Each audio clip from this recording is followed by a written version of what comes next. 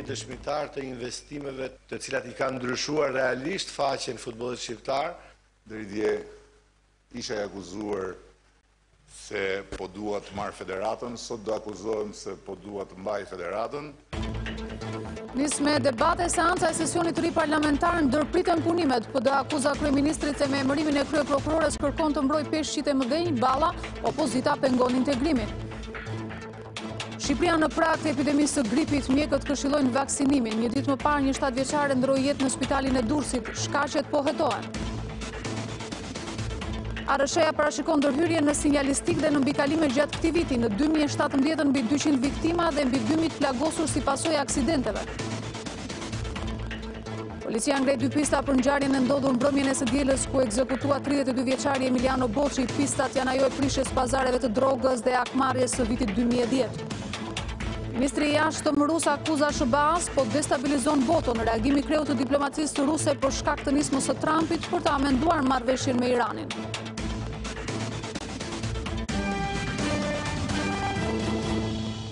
Mirëmbrëma, zonja dhe zotrin, mirë se vini në edicionin qendror të lajmeve në Radio Televizionin Ora News.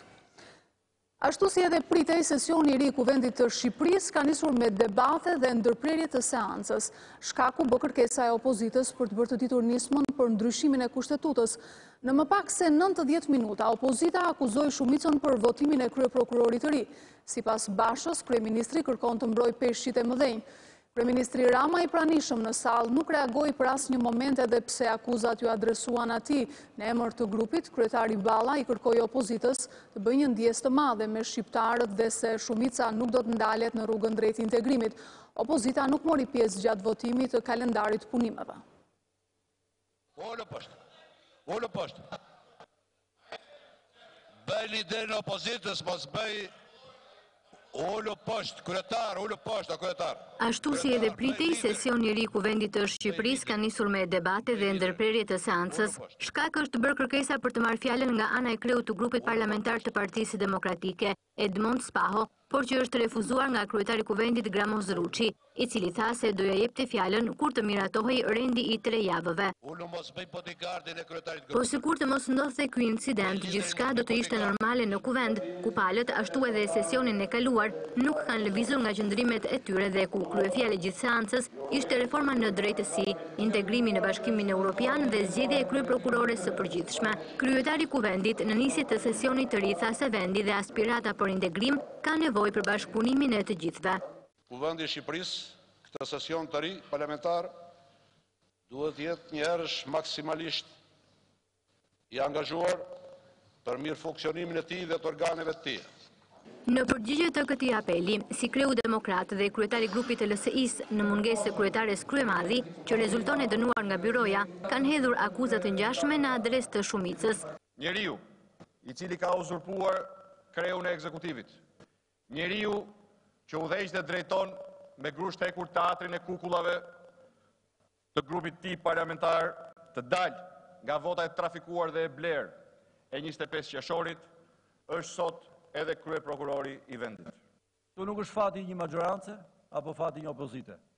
Është fati një Shqipërie e cila për shkak të këtij procesi shkatrimtar të reformës së drejtësisë ecën në rrugën më të zezë dhe më të errët të saj, të rrugë pa krye, të një rrugë të një shteti ligjor i cili rënohet dita ditës. Por për kreun e grupit parlamentar të Partisë Socialiste, opozita i detyrohet një ndjesë shqiptarëve.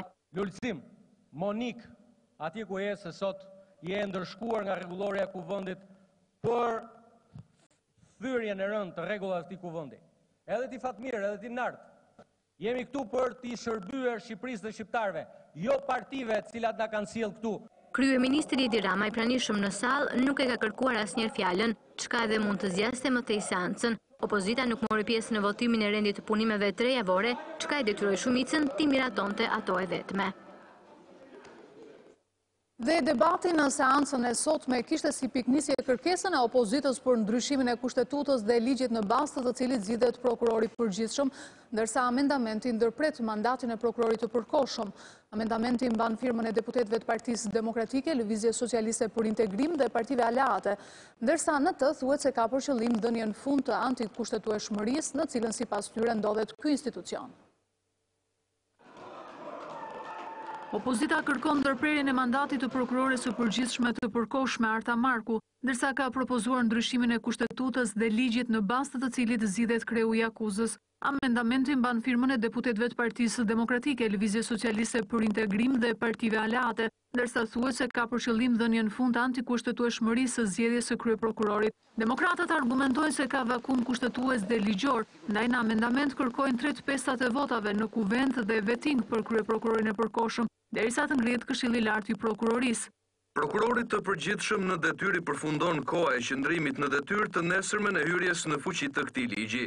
Deri në zgjedhjen e prokurorit të përgjithshëm sipas procedurës së parashikuar në nenin 148.a e Kushtetutës, funksionet e prokurorit të përgjithshëm do të ushtrohen nga një prokuror i caktuar nga kuvendi, me 3/5 e anëtarëve të tij, mes kandidaturave të propozuara nga gjykata kushtetuese për një mandat të përkohshëm.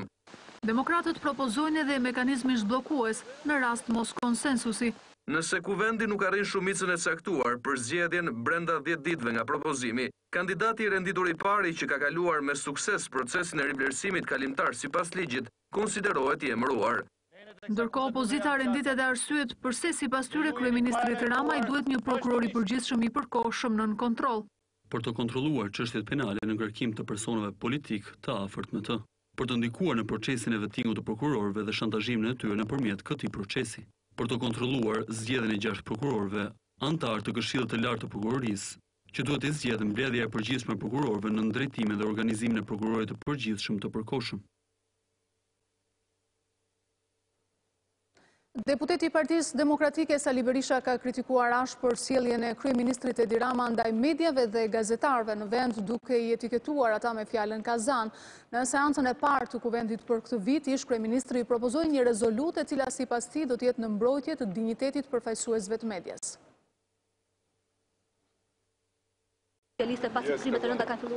Ish kryeministri Sali Berisha e ka cilësuar një qëndrim të turpshëm dhe thyrje kolektive për punën e gazetarëve, sjelljen e kreut të qeverisë Edi Rama ndaj mediave. Nga foltorja e kuvendit, ai doli në mbrojtje të gazetarëve duke propozuar edhe një rezolutë. Berisha nuk i kurseu edhe etiketimet e forta ndaj Ramës.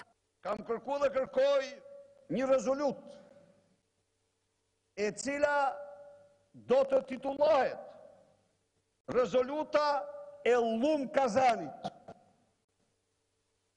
Rezoluta e Llum Kazanit do të denoj para shqiptarëve dhe mbar botës njeriu që mban postin e kreut të ekzekutivit dhe përdor fuqinë e këtij posti për një ofendim të tillë kolektiv, të cilin mund ta ndigjosh vetëm në spitale psikiatrike.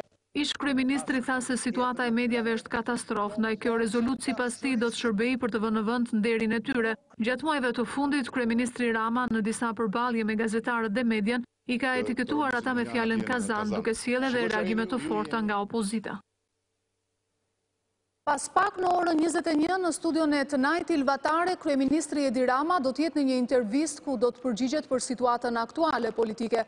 Kryeministri do të tregojë se çfarë plani ka për sjellë një klimë më të mirë politike në kuadër të hapjes së negociatave. Ai ka dëmtuar mazhorancën në çështja e Tahirit dhe kultivimit kanabisit. Kryeministri Rama gjithashtu do të flasë për reformën në drejtësi, ngritjen e institucioneve të reja dhe kur do të emërohet drejtori i ri i përgjithshëm i policisë së shtetit. Në Tonight Ilvatare, kreu i qeverisë do të tregojë edhe objektivat e tij ekonomik. Intervista do të transmetohet live në Ora News, në faqen tonë të internetit oranews.tv, në faqet e Facebookut Ora News, në Tonight Ilvatare, si edhe në adresën tonë në YouTube. Sekretari i përgjithshëm i Kuvendit të Shqipërisë ka përmbysur listën e kandidatëve të shoqërisë civile për Këshillin e Lartë të Prokurorisë. Në listën me 3 kandidat fitues është ndryshuar renditja dhe përbërja krahasuar me propozimet që kishte bërë avokati i popullit. Në ndryshim nga lista e paraqitur nga ky institucion, Kuvendi ka dërguar në Komisionin e Ligjeve renditjen e re me kryesues kandidatin Alfred Balla me 80 pikë. Sekretari i përgjithshëm i Kuvendit të Shqipërisë i dërgon Komisionit të Ligjeve listën me 3 kandidatët e kualifikuar nga shoqëria civile për të qenë antar të Këshillit të Lartë të Prokurorisë. Sipas dokumentit të publikuar nga Kuvendi, 3 kandidatët e kualifikuar për të vazhduar garën Pas vlerësimit dhe shqyrtimit të dokumentacionit janë renditur konkretisht Alfred Balla me 80 pikë, Andi Murataj me 79 pikë dhe Mimoza Qinami me 78 pikë. Nga ana tjetër, kuvendi njofton se 12 kandidat janë përjashtuar nga gara. Raporti së bashku me listën e kandidatëve të kualifikuar dhe listën e kandidatëve të skualifikuar nga sekretari i përgjithshëm i kuvendit, si dhe dokumentacioni për secilin kandidat, i është dërguar më datë 15 janar 2018 Komisionit të Përhershëm Përgjegjës për çështjet ligjore në kuvend. Gjithashtu kuvendi bën me dije se Komisioni të Ligjeve i është vënë në dispozicion edhe kopja e raportit të ONM-s për vlerësimin e kandidatëve për KLP nga shoqëria civile, së bashku me 2 lista të artuara. Lista e kandidatëve e cila u dërgua në kuvend nga avokati i popullit ka pësuar ndryshime në numër dhe në renditje, duke u paraqitur me një përbërje të re të Komisionit të Ligjeve. Avokati i popullit kishte dërguar në kuvend listën e fituesve me 4 emra dhe përbërje sipas pikëve. Antela Baçit 81 pikë, Andi Murataj 79.5 pikë, Mimoza Qinami 79 pikë dhe Alfred Balla 63 pikë. Presidenti i Greqisë Pavlopoulos paralajmëron Shqipërinë se duhet përballet me pasojat nëse nuk merr masa konkrete për zbatimin e të drejtave të minoritetit. Nëse nuk ka respektim, Shqipëria duhet marrë përsipër pasojat, ka thënë kreu i shtetit grek, duke shtuar se vendi i tij si vend antar i Bashkimit Evropian nuk mund të bëjë lëshime në emër të çfarëdo miqësie dhe fqinësie të mirë. Pak ditë para takimit të ministrave të jashtëm të Shqipërisë e Greqisë që do të mbahet në Korçë, presidenti i Republikës Greke Prokopis Pavlopoulos ka drejtuar sërish një mesazh për palën shqiptare. Ai ka shfrytzuar takimin me përfaqësues të diasporës greke dhe të organizatave të ebrejve në SBA për të shpalosur qëndrimet e tij në marrëdhëniet me fqinjët. Ne synojmë integrimin evropian edhe të Shqipërisë fqinje. Mirëpo Shqipëria që të ketë një perspektivë europiane duhet të respektojë të drejtën europiane dhe ndërkombëtare. Dhe një nga akset më të rëndësishme të së drejtës europiane dhe ndërkombëtare është respektimi të drejtave themelore të njeriut. Dhe nga të drejtat themelore të njeriut është posaçërisht e drejta mbi pronën dhe të drejtat e minoritetit. Përderisa ka respektim nga ana e Shqipërisë, ne jemi këtu që të ndihmojmë. Mirëpo nëse nuk ka respektim, Shqipëria duhet të marrë përsipër pasojat. Të jemi të qartë, ne nuk mund të bëjmë lëshime në emër të çfarëdo miqësie dhe fqinësie të mirë. Presidenti grek përdori një gjuhë ultimative dhe ndaj fqinjit verior të Greqisë, Maqedonisë, në kohën që Athina dhe Shkupi po intensifikojnë përpjekjet për zgjidhjen e çështjes së emrit. Zgjidhja e kësaj çështje është kusht edhe për antarësimin e vendit fqinj në NATO dhe të integrimit evropian. Ju garantoj se ne grekët nuk kemi asnjë pretendim ndaj vendit fqinj dhe kemi çdo arsye të favorizojmë integrimin euroatlantik të tij. Mirëpo kjo ka një kusht. Duhet të zgjidhet çështja e emrit, duhet të jetë një emër që së pari të respektojë historinë, historia nuk falsifikohet, dhe së dyti, ky emërtim nuk duhet të inkurajojë tendenca rivendikuese. Duket se Greqia kundërshton emrin kushtetues të Maqedonisë me argumentin se mbart pretendime territoriale ndaj Greqisë. Partia Demokratike kërkon nga prokuroria të paraqesë një tjetër kërkesë për arrestimin e ish-ministrit Sajmir Tahiri. Enkelejda Libeaj ka dorëzuar në organin e akuzës një tjetër dosje, ku shprehet se me pagesën e figuracioneve të makinës vërtetohet se Tahiri ka bashkëpunuar me Habilaj deri në vitin 2016.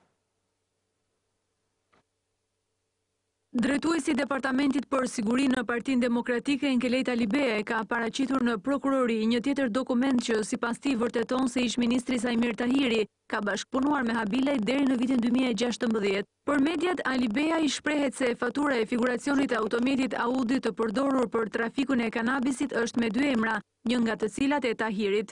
Një dokument, polica e sigurimit të makinës së njohur tashmë, narko makinës Audi AA003GB.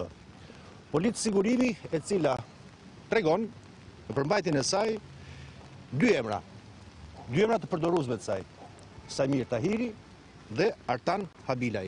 Polica e sigurimit mban datën është lidhur në 2 prill të 2015 me një kozgjatje deri në 1 prill të 2016. Ndaj duke i konsideruar këto si prova të reja, Libeaj kërkon nga prokuroria të kërkojë edhe një herë arrestimin e Tahirit. Tregon bashkëpunimin e vazhdueshëm për të inkurajuar, mbi të gjitha, për të inkurajuar prokurorinë e krimeve të rënda, sistemin e drejtësisë në tërësi, që ta hetoj, ta verifikoj të dokument, të dhëna me përparësi dhe që një orë më parë të paraqes kërkesën për arrestimin, për heqjen e imunitetit dhe për arrestimin e Sajmir Tahirit.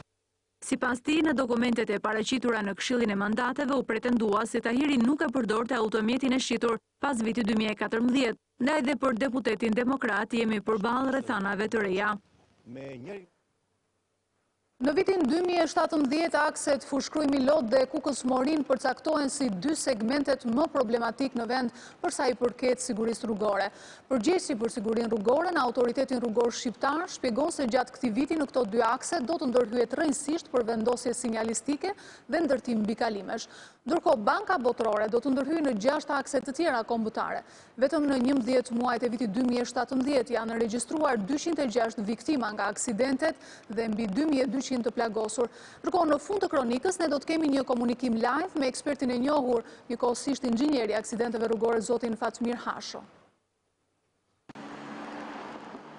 206 persona kanë humbur jetën nga aksidentet e vitit 2017, ndërsa 2235 kanë mbetur të plagosur. Ndër akset më problematike ku edhe ngjarjet e rënda kanë qenë më të shpeshta janë Fushkruj Milot dhe Kukës Morin. Për shkak të këtyre të dhënave dhe investimet në këto rrugë do të jenë prioritet për këtë vit. Përgjegjësi për sigurinë rrugore në Autoritetin Rrugor Shqiptar deklaron se vetëm për ndërtim mbi kalimesh në këto dy segmente janë parashikuar rreth 400 milion lek. Kjo edhe për faktin se shpesh aksidentet kanë ndodhur prej kalimit të këmbësorëve në autostradë. Për ndërtimin e mbikalimeve sidomos në aksin Fushkruj Milot dhe Kukës Morin, të cilat është një segment që është problematik për sa i përket sigurisë të këmbësorëve dhe drejtuesve të automjeteve. Ka një shumë parashikuar rreth 400 milion lek, ku do ndërtohen disa mbikalime, të cilat do të shërbejnë për të kaluar njerëzit dhe për të mos pasur më aksidente rrugore siç ka ndodhur deri më tani. Banka Botërore ka ngritur shpesh si shqetësim faktin se fondet e vëna në dispozicion për sigurinë rrugore nga buxheti i shtetit janë të pakta dhe për të rritur sigurinë ka parashikuar një fond prej 60 milion eurosh për Shqipërinë, teksa është kërkuar ndërhyrja në të paktën 6 segmente.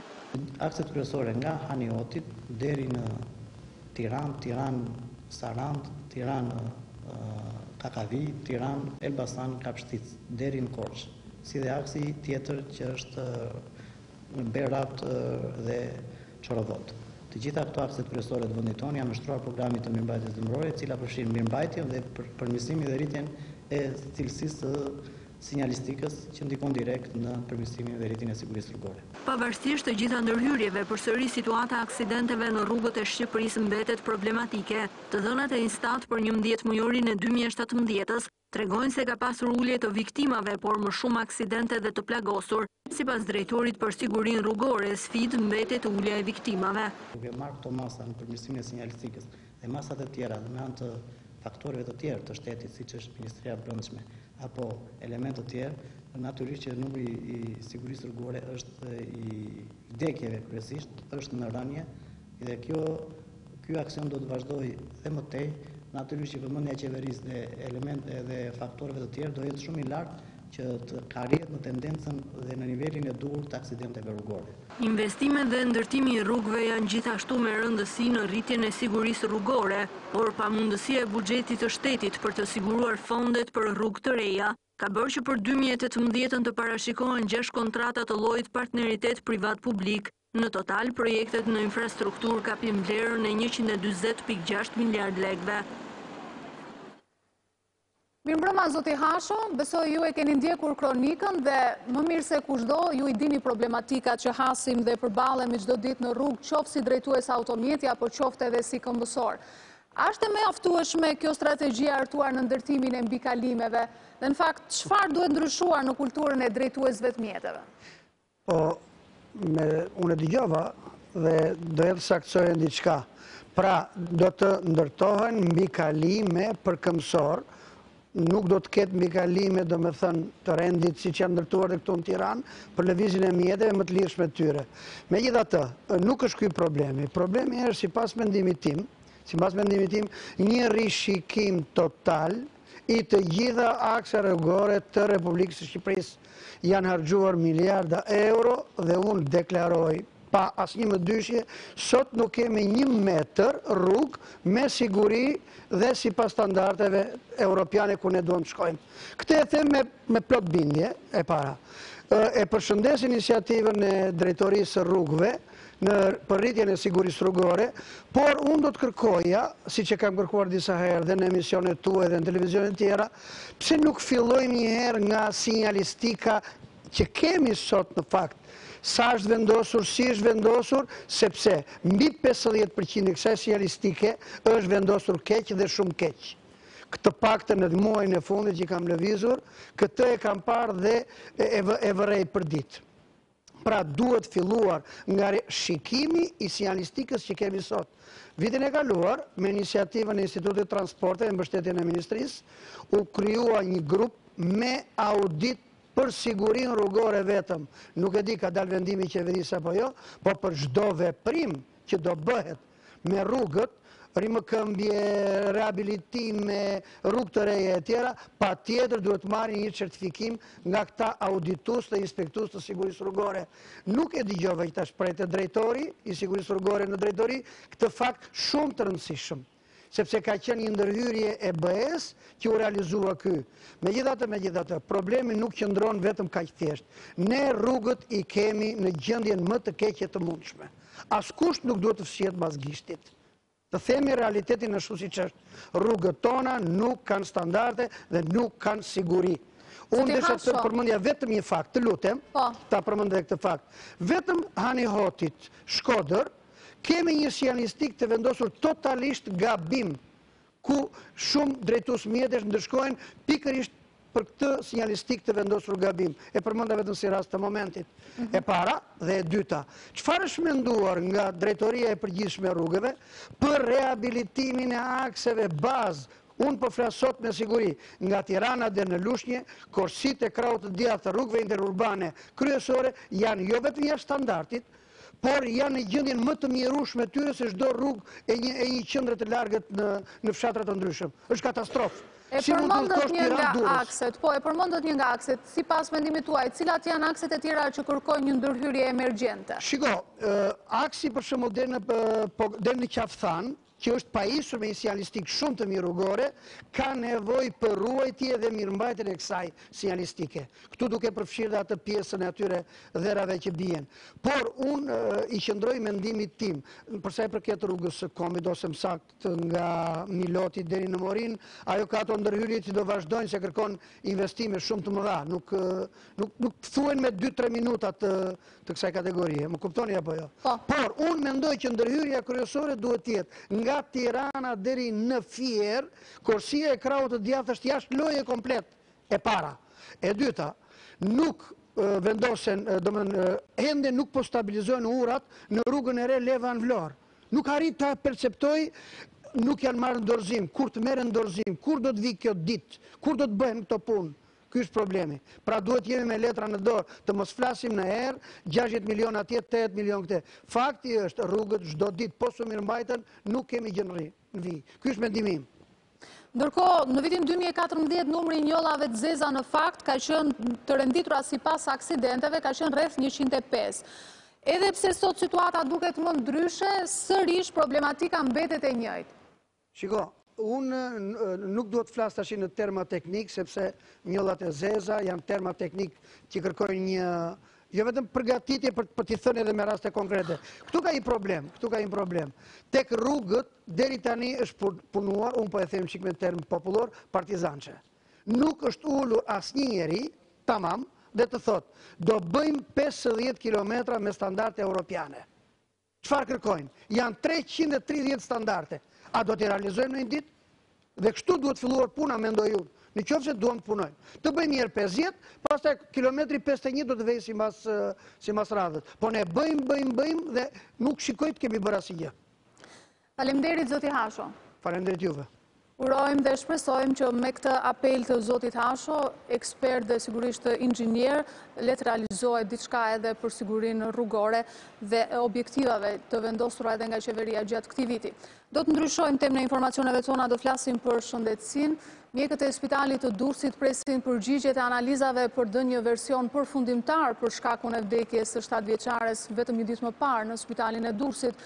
Por për shefin e pediatrisë ka 2 opsione për këtë ngjarje të rëndë, çka mund të jetë një rast i rënd viral deri në stadin toksik.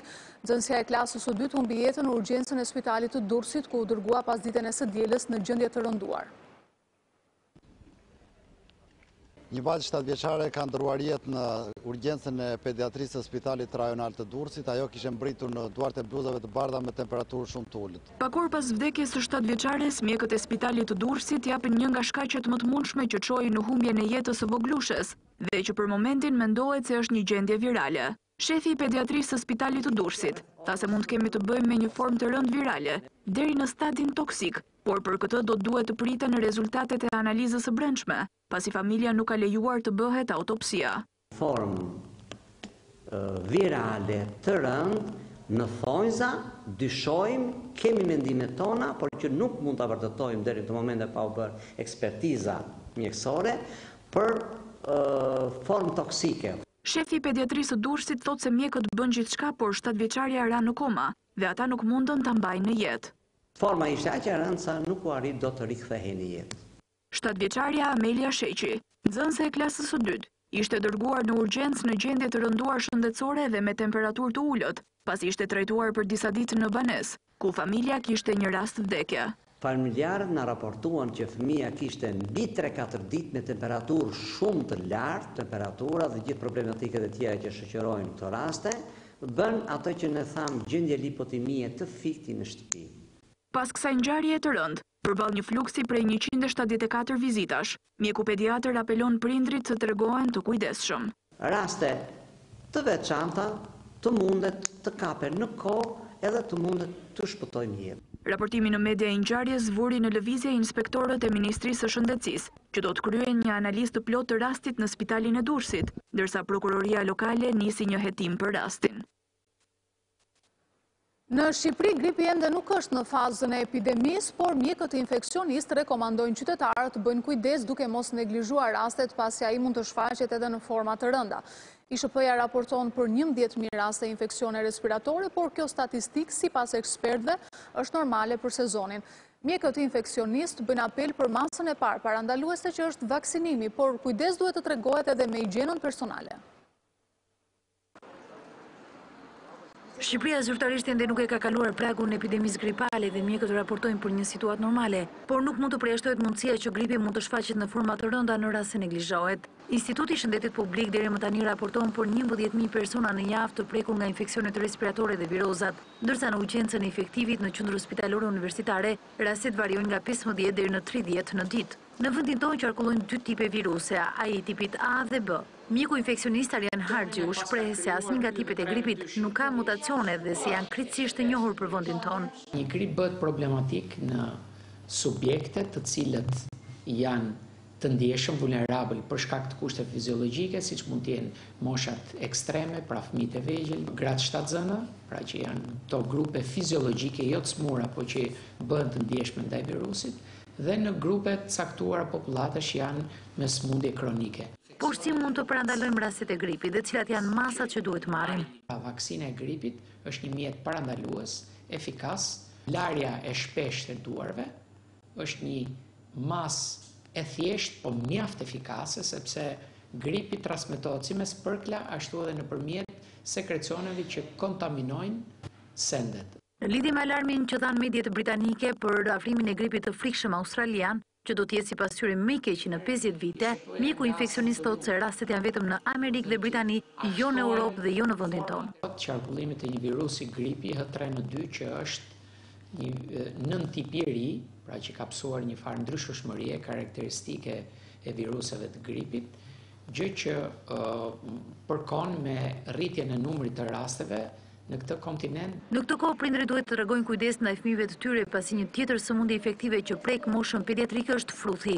Në shërbimin e pediatrisë në qendrën hospitalore universitare në Tereza raportohen për 11 raste fëmijësh të prekur nga fruthi.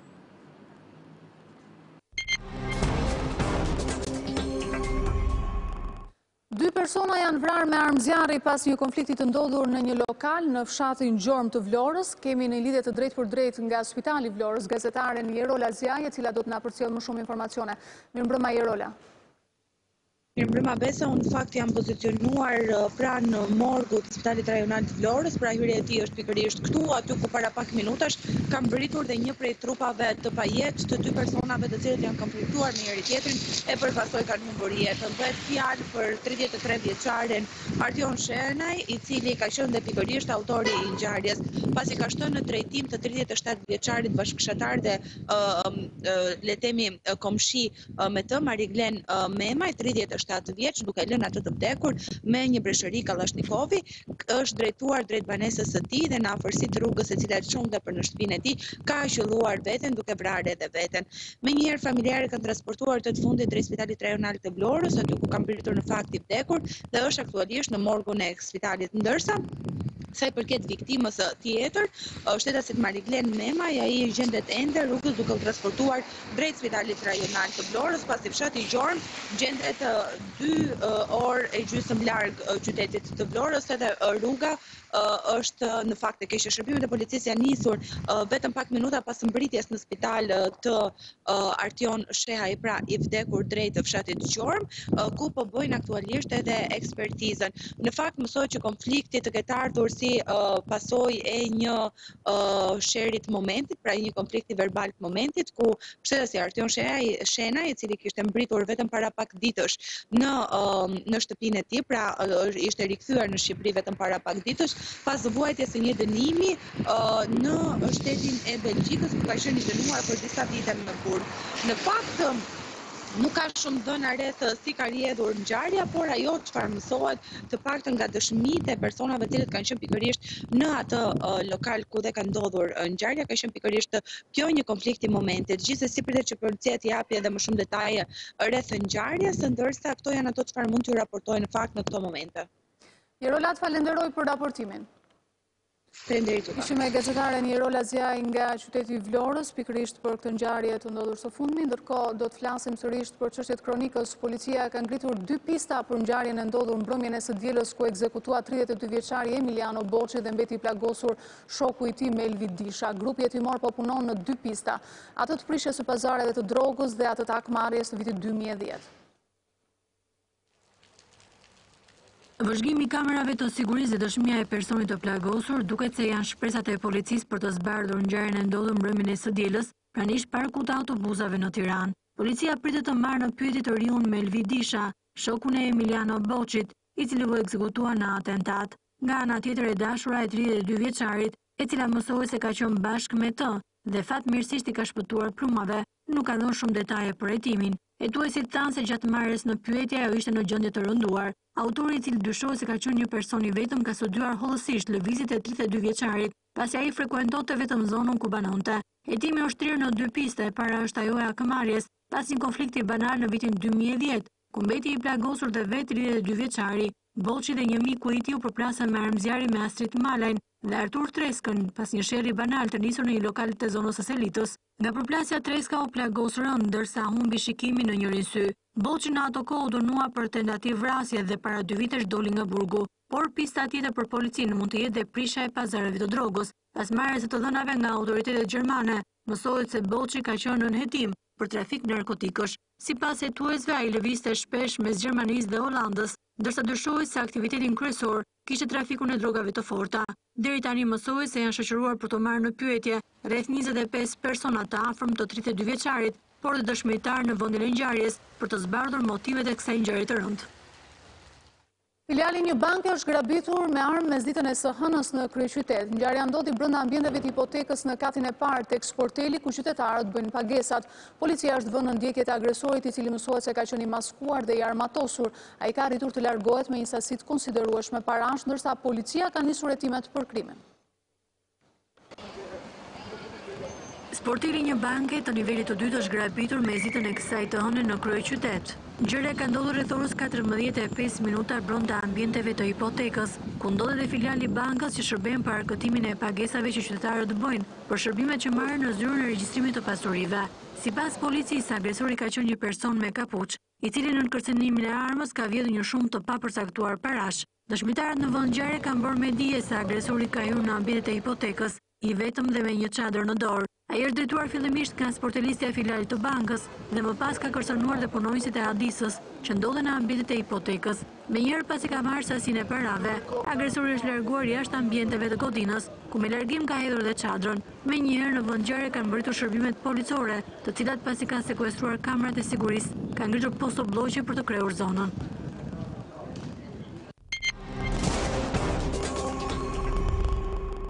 Ministri i Jashtëm